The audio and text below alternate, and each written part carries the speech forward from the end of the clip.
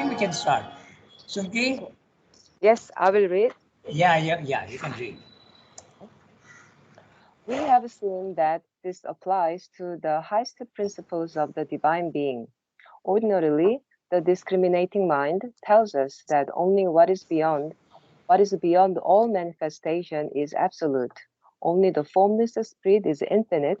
Only the timeless, spaceless, immutable, immobile self in its repose is absolutely real. And if we follow and are governed in our endeavor by this conception, that is the subjective experience at which we shall arrive, all else seeming to us false or only relatively true.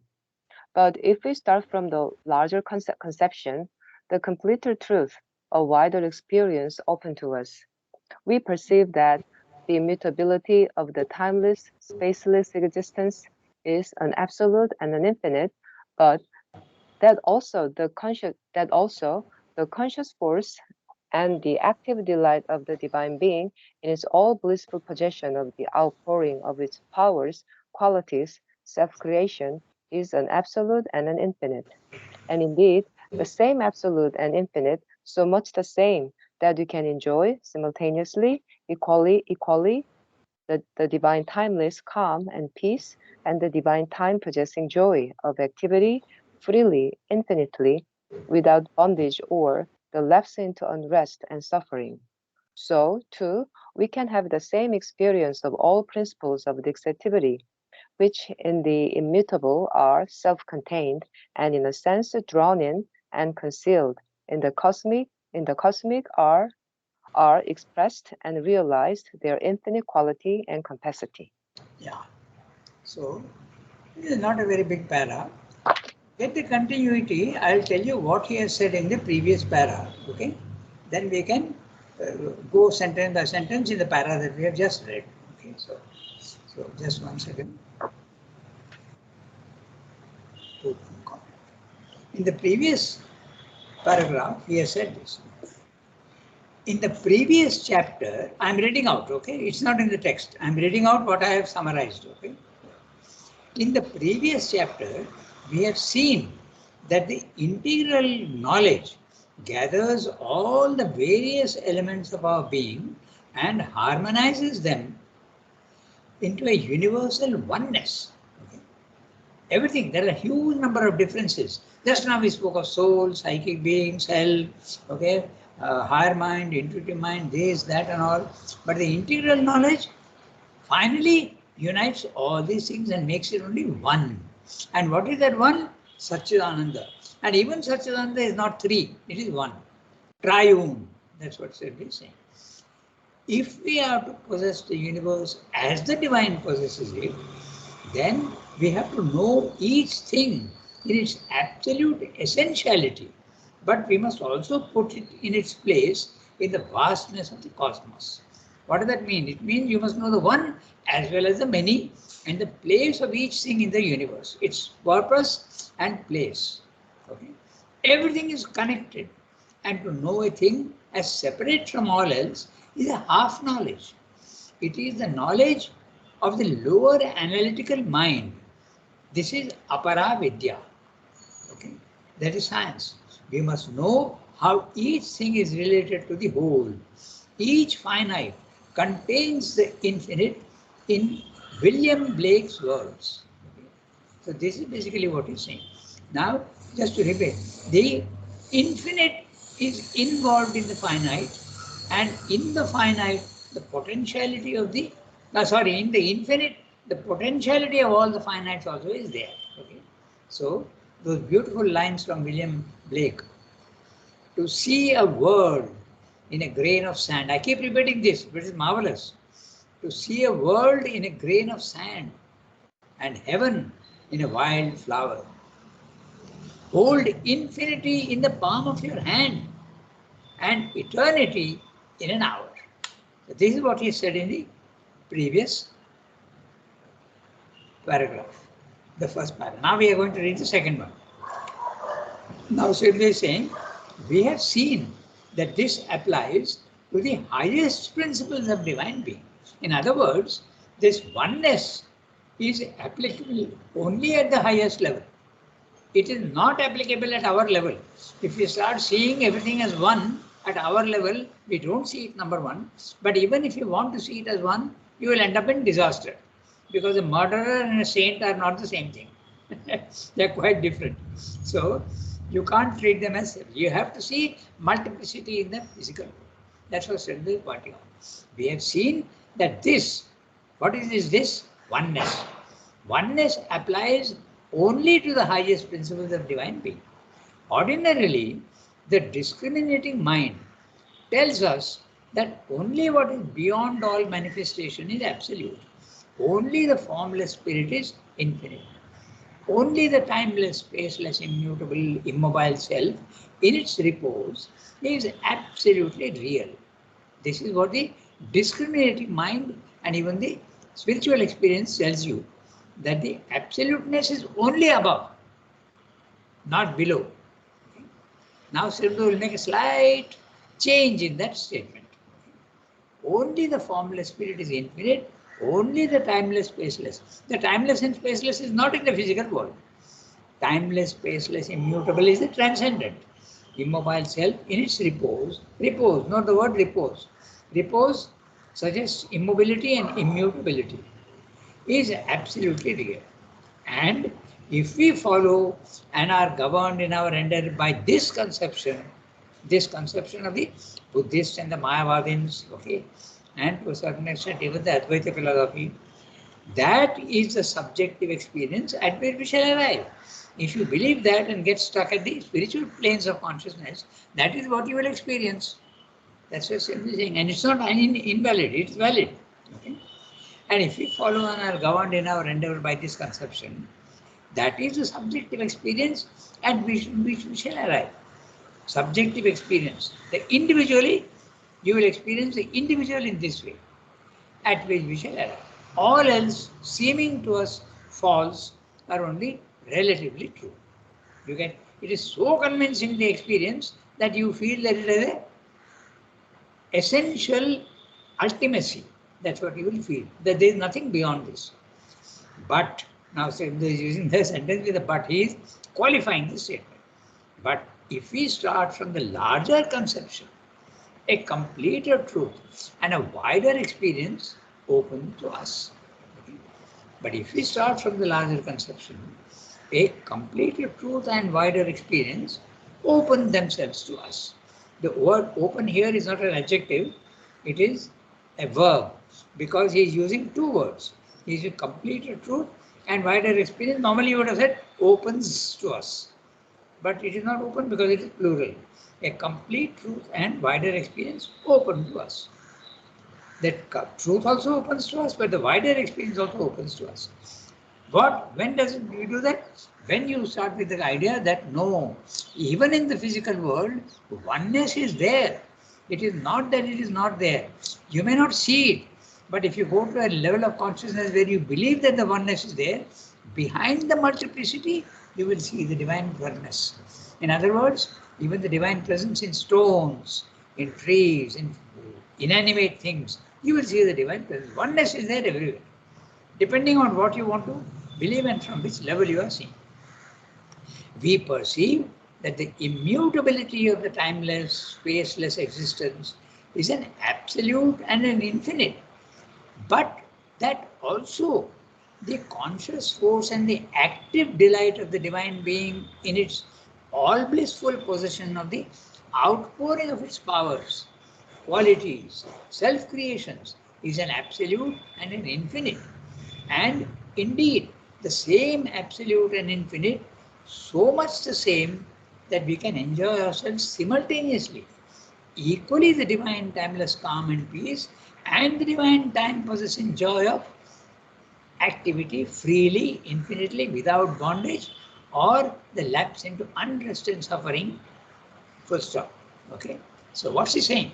He's saying that if you start with the conception that the divine is there everywhere and the divine is not only at the higher level but also at the lower level, his presence is there also in the lower level. And what is that presence? Oneness of things. So this is what he's saying. Normally in spiritual experience, in the second level of the spiritual planes of consciousness, you experience this dichotomy.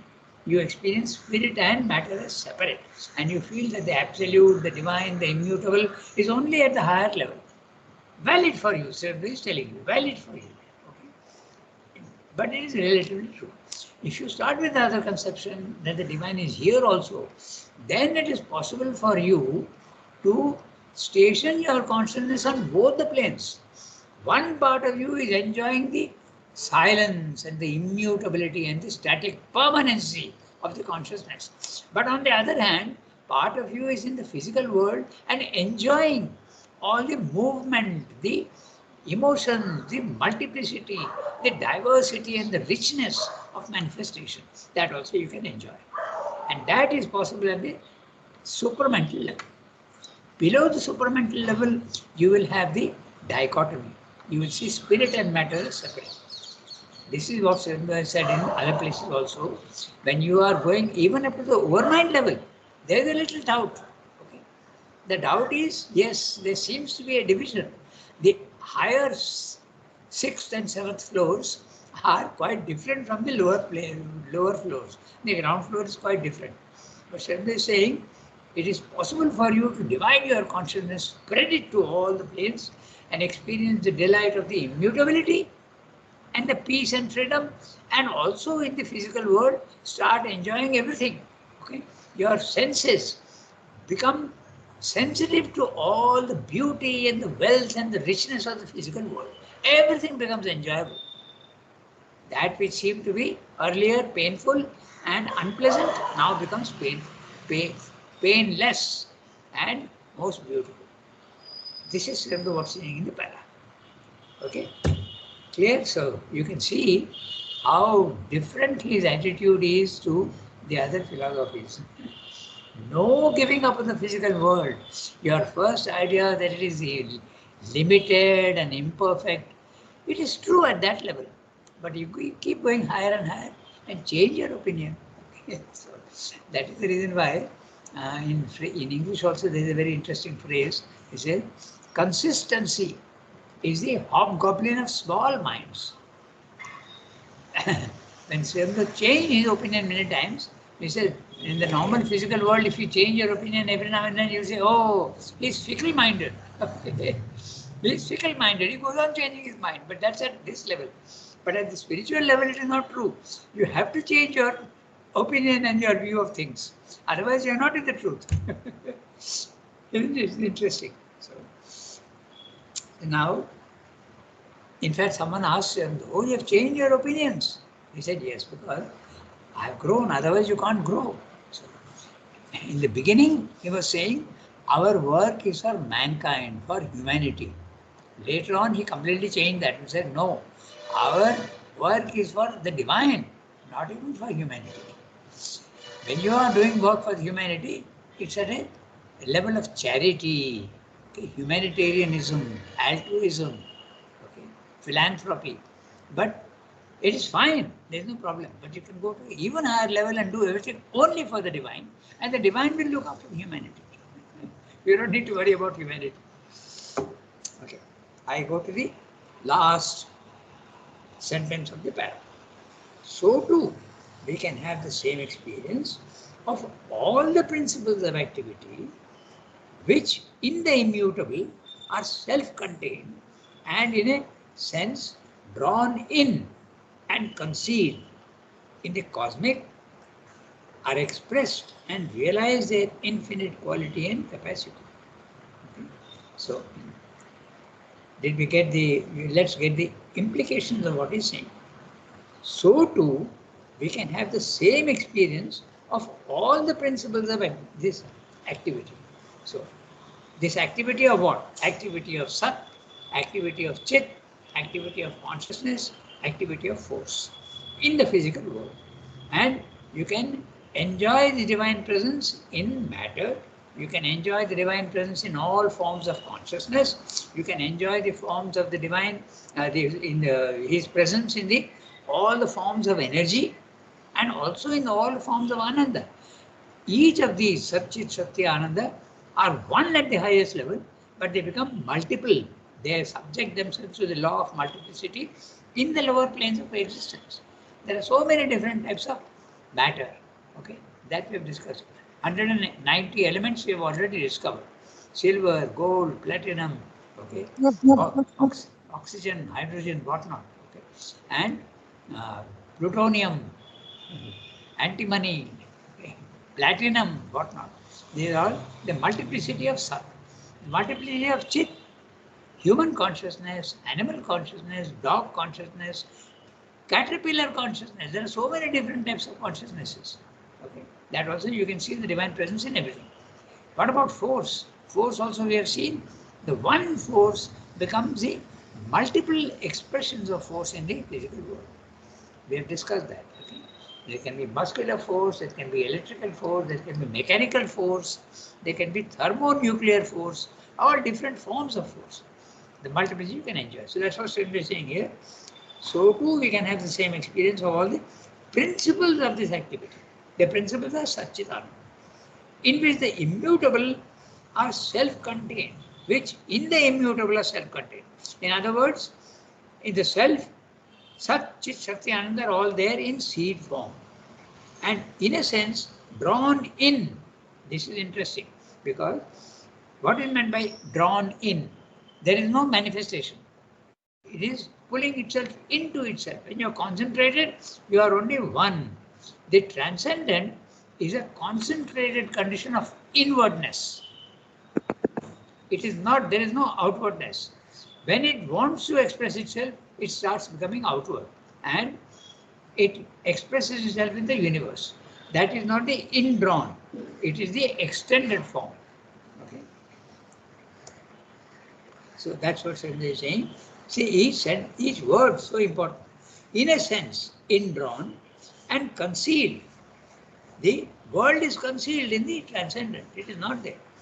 In the cosmic, they are expressed very clearly. In the cosmic, what are expressed? The Satchidananda are expressed. And realize that infinite, realize their infinite quality and capacity.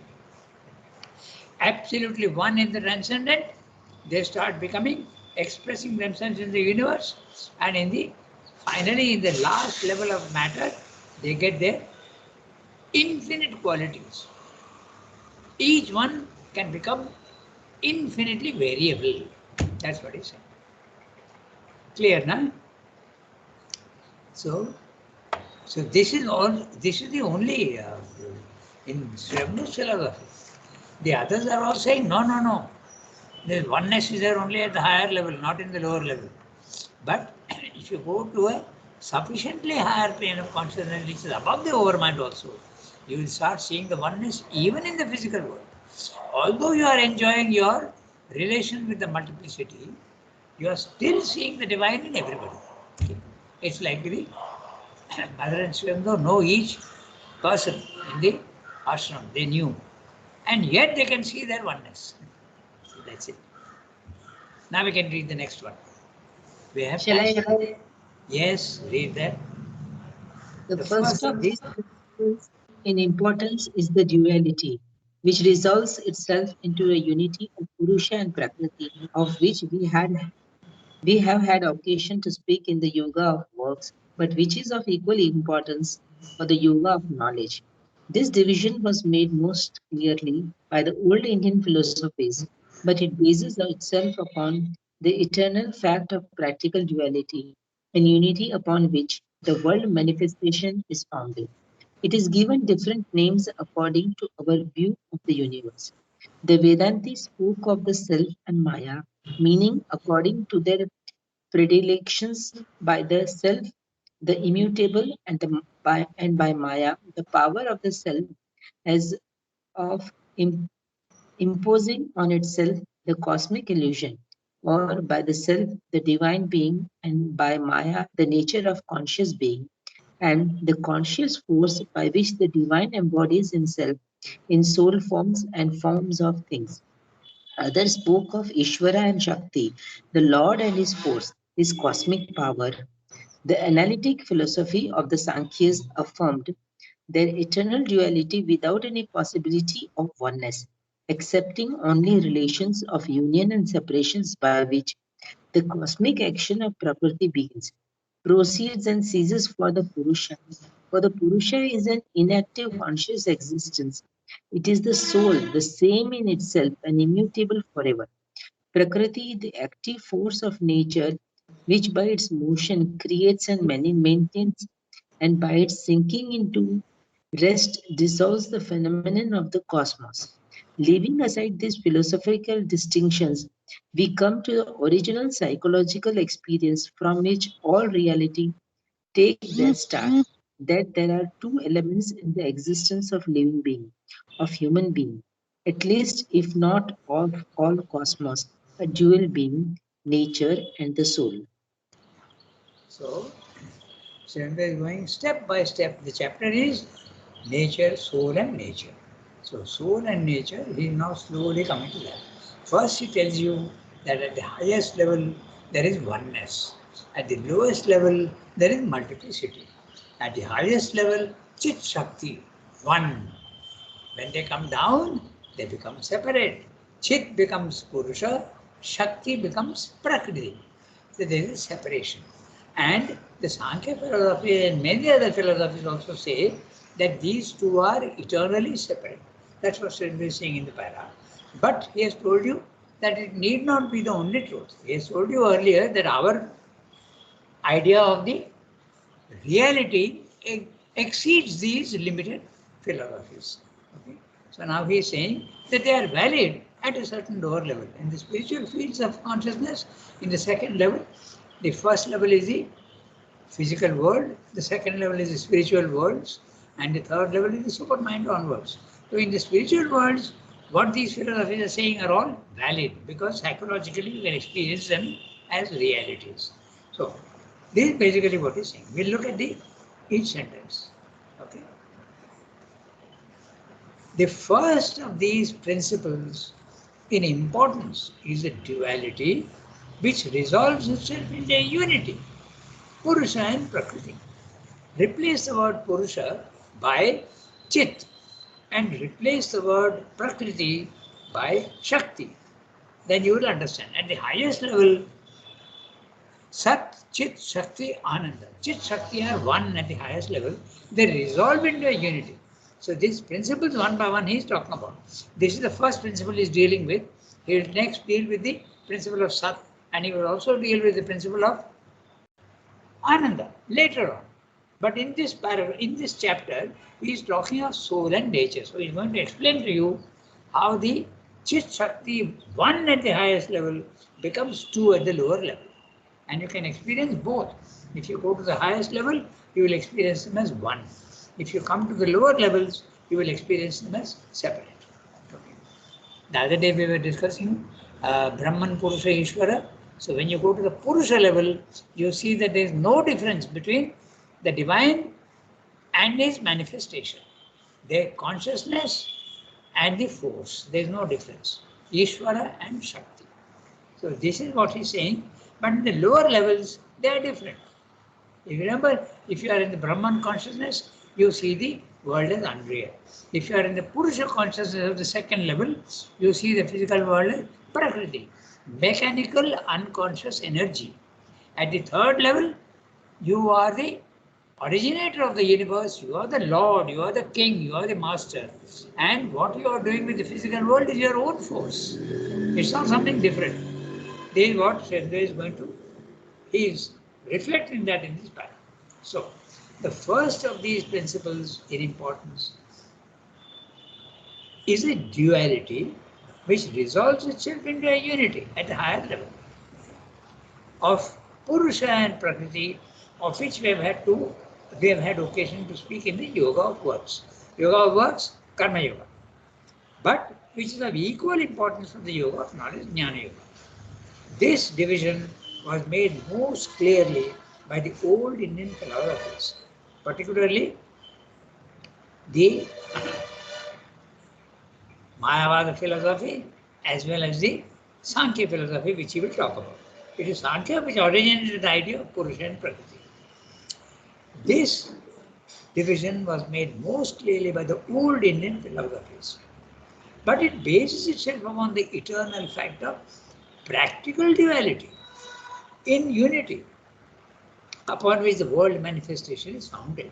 Because you see that there is consciousness and there is also force, and they are not always in harmony with each other. Even within ourselves, we see that I have a knowledge and I have a will, but I am not able to constantly turn that knowledge and will into effectivity. I have the will to do something, but I am unable to do it. Okay, so there's a difference between the two. That's what said in practical duality. In unity, although they are one, you are not able to combine them into an effective oneness, upon which the world manifestation is founded. Okay, it is given different names according to our view of the universe. So you can start writing down. The Vedantin spoke of the self and Maya. Or you can also use the word Brahman and Maya. So Brahman, self, Purusha are all equivalent terms in a certain sense. Maya, Prakriti, Shakti are equivalent terms in another sense. So the Vedantins, each philosophy is giving different words but meaning the same thing. Okay? Like in it's very interesting. But in our Indian tradition, very often children have got different what is called dark naam, no? Khoka and this thing and that thing. Different types of, and they give all funny names also sometimes. I know one. Ashok used to be called here Bhodo. Okay, and somebody else used to be called something else. All sorts of. They have dark naam. Dark naam means you shorten the name. You don't use the official name, but you use an endearment. So here Sridhar is saying that each philosophy is talking of the same thing but using different words. So the Vedantins speak of self, Atman. The word in Sanskrit is Atman and Maya. Atman is the consciousness, Purusha, and Maya is the Prakriti or the Shakti. Meaning according to their predilections, by the self, the immutable, and by Maya, the power of the self, of imposing on itself the cosmic illusion. Now, that's interesting, we'll discuss that, but it's very clear what he's saying. The Vedanta is of the self and Maya, meaning according to the word predilection is clear. According to your inclination, your desire, your choice, okay, you lean to one side of the truth. I prefer this than that. That's a predilection. By the self, the immutable, and by Maya, the power of the self that the self has of imposing on itself the cosmic illusion. This you have to understand. The self has the power to delude itself by thinking that the images in the physical world are real. Is that not what your soul is doing? Your soul is consciously in the beginning, okay, or rather maybe more unconsciously you can say, it is identifying itself with body, mind, life and thinking that this is what I am. Okay, so that is what it means. That it has the power to identify itself with the images in the physical world. Now, this usually in the old philosophies, they used to use the image of, I'll give you the image, but you'll have to think and see how it applies to this. In the old philosophies, they used to speak of the world as a reflection in the mirror. The mirror is the self. It is static, it is infinite, eternal, and the reflections in it are the physical world. Okay, there is a very, very similar idea of also with Plato. Okay, the Plato says that man is living in a cave, and his face is turned inwards, and he sees the shadows of all the human beings in the outside the cave, and he thinks that that's a reality. Okay, he sees the shadows and he thinks that that's a reality.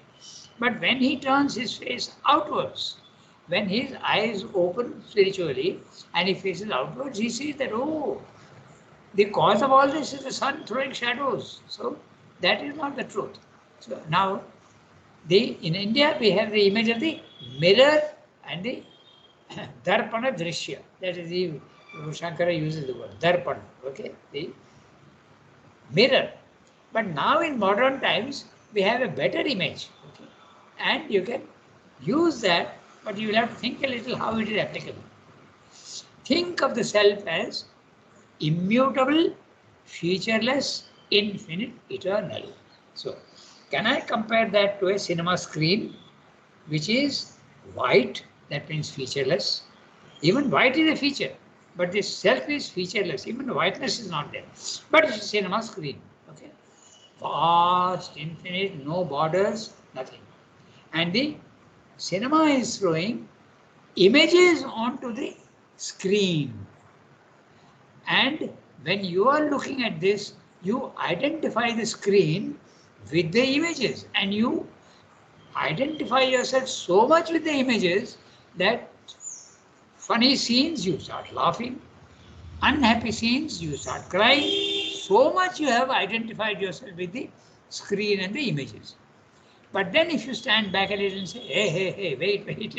These are only images. They are not reality. Why the hell am I getting affected by it? Okay. Or switch off the images. What remains? Only the self. Only the vast, immutable, infinite self. So the images is, in fact, Srinath uses the word cinematographic. Okay, so it's a better image in modern times. In the ancient times, there was no cinema. So you can. So if you compare the two, you will see how it is applicable. So when the world action, the projector is switched off, no more images, and only what remains is the infinite screen, which is featureless, immutable, infinite, eternal. This is self. Can you describe it? You can't, because it is ineffable. It is so void of features that you can't describe it. Okay? That's what he's saying here. This is the implication of the word. The power of the self has of imposing on itself the cosmic illusion. Your soul is purposely identifying itself with the body, mind, life, and thinking that it is that. It has to escape from that illusion, and that's the yoga that you have to do. Okay? So, or by the self, the divine being, and by Maya, the nature of conscious being and the conscious force by which the divine embodies himself in soul forms and forms of things. There is a Vedantic view. In the Vedantic view, you use the words self and Maya. In the Sankhya philosophy, you use the words Purusha, Prakriti. Essentially the same thing. And in the Satchidananda, Chit and Shakti. Same thing, different words. I read the next sentence. Others spoke of Ishvara and Shakti. He is referring to the Gita. Okay? And the Gita speaks of the Ishvara and Shakti. The same thing, but Ishvara and Shakti. So you have three words. You have the Atman and Maya at the first level. Others are speaking of the Purusha and the Prakriti. And the Gita is speaking of Ishvara and Shakti. Same thing in different ways. Okay, so if you have got a notebook or you have got your notebook, you can note down. That's what I've done in my old book. Okay, so self dash dash dash Maya. Above the self, Purusha dash dash dash Prakriti.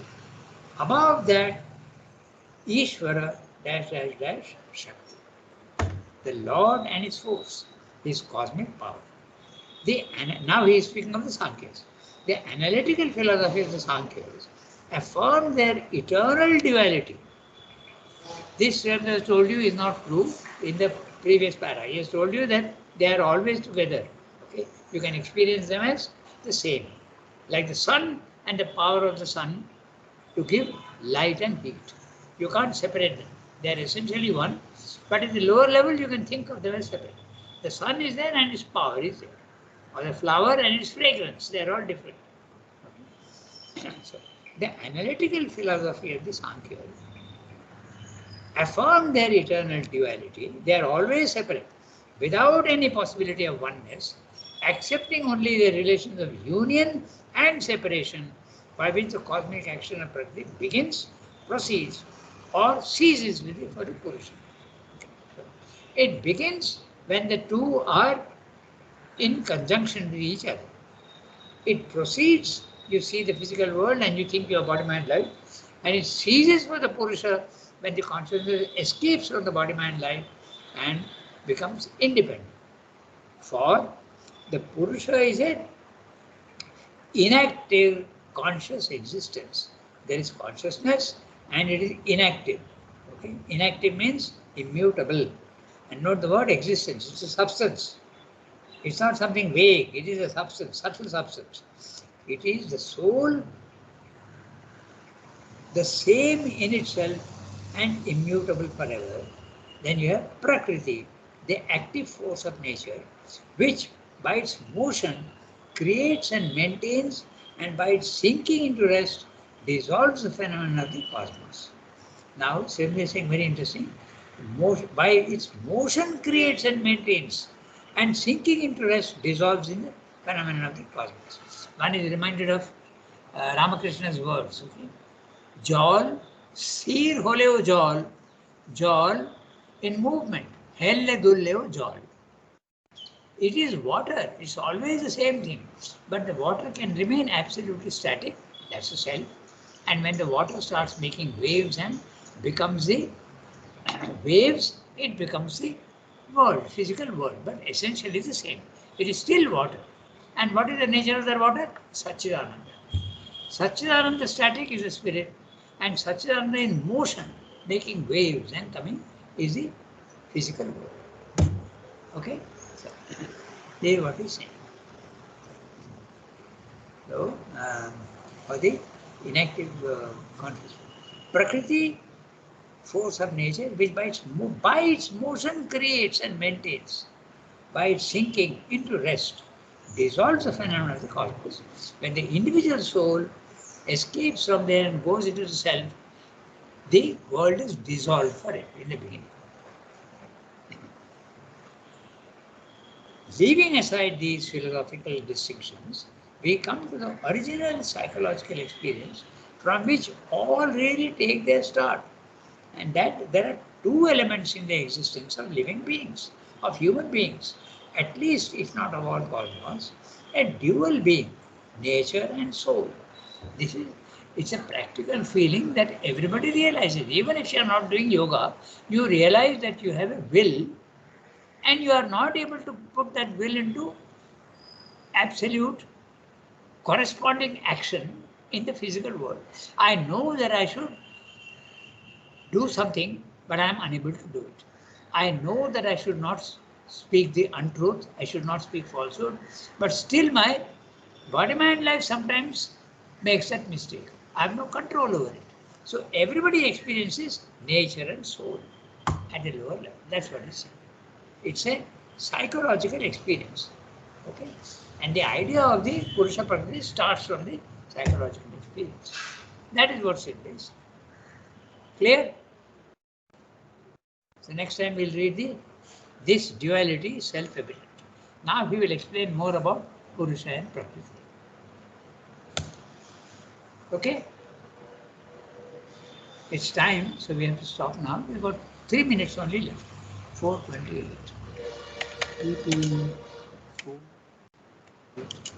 And we have to do the para beginning.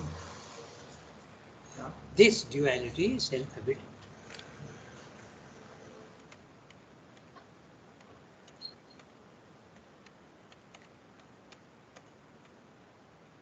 Okay.